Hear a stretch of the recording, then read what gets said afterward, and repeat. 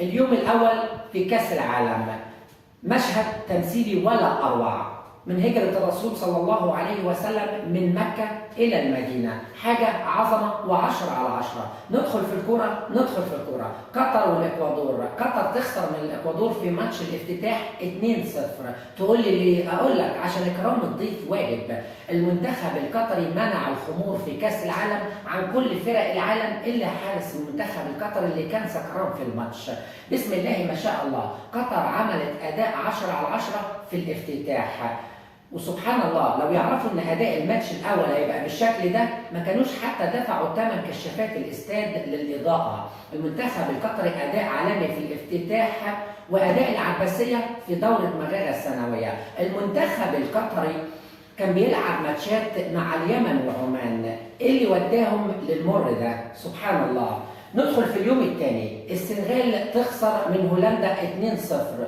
وايه سبب الخساره؟ لان مفيش حد في قطر بيبيع ليزرات، فاكرين الليزر؟ يا ماني.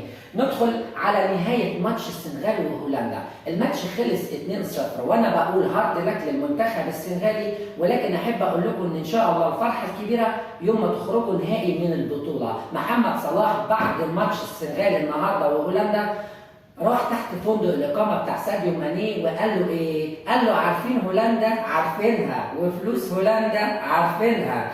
ندخل في المجموعة القوية، مجموعة إنجلترا وإيران. إيران تخسر بسداسية 6-2 من الإنجليز، والمجموعة دي بالذات كل ماتشات كأس العالم هتذاع على بين سبورت الرياضية، إلا مجموعة إنجلترا وإيران وأمريكا هتتذاع على الجزيرة الإخبارية لما هناك من مشاكل وحوارات. أمريكا وويلز حبايب 1-1. أمريكا وويلز، المنتخب الويلزي أول نقطة ياخدها ويحصل عليها في المونديال من 64 عام.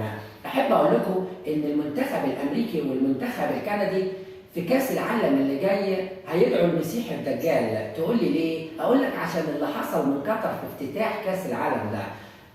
النهارده 11 ده ميعاد ماتش الأرجنتين والسعودية مش النتيجة. أشوفكم على ألف خير.